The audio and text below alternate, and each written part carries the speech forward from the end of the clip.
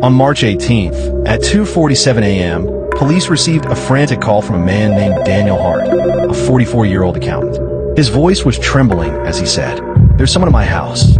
He's sitting at my kitchen table, but all the doors are still locked." Officers arrived within minutes. They searched the home. No broken windows. No forced entry. Everything perfectly intact. But there, seated calmly at the table like he lived there, was a well-dressed man in a gray coat, sipping from Daniel's coffee mug. He didn't run. He didn't speak. He didn't even resist being arrested. He simply smiled. He had no wallet, no ID, no phone. Fingerprints didn't match anyone in the database. All he would say was, "I'm just here to watch." A crime spree with no crime. Over the next 2 weeks, Meyerfield police received 9 identical calls from different homes. Every house was fully locked. Every homeowner was inside, asleep.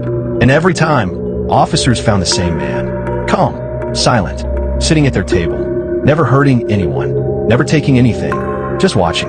They dubbed him the Visitor. He was charged with trespassing and burglary, but judges were baffled. He never actually stole anything, and there was never any evidence of how he got inside.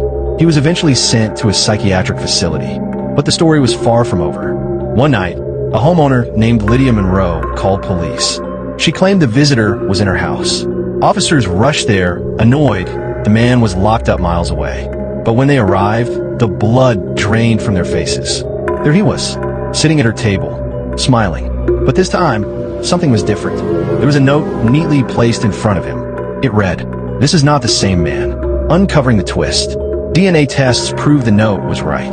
The man in Lydia's house was not the same individual police had locked up. This one had a scar on his temple, different fingerprints, different bone structure, but he acted exactly the same. Same clothes, same behavior, same eerie smile. Within days, a third visitor appeared in another home, then a fourth, each one identical in demeanor, silent, calm, emotionless, yet physically different. The town spiraled into panic. The truth, the Visitor Collective. After weeks of investigation, the FBI made a chilling discovery. All of the visitors were ex-patients from the same private mental institution 10 miles outside Meyerfield. Each one had been part of an illegal behavioral conditioning experiment run by a corrupt psychiatrist named Dr. Francis Kelm. He had conducted unauthorized tests attempting to erase individuality and implant a single obedient personality into multiple people, a shared identity he called the Observer. His goal? To create multiple copies with the same mind. The experiments were shut down in 2009, but it turns out a few of the subjects had escaped. They lived quietly for years until something triggered them. It was Dr. Francis. He had been released from prison and was hell-bent on finishing his experiment. He looked for all his victims and started a revolution to mass duplicate personalities, sending each of the victims into people's homes to get DNA samples. To continue his experiments, they had no minds of their own. Didn't speak, only took instructions from Dr. Francis like human robots. Dr. Francis was traced to an abandoned building where they saw a horrible sight.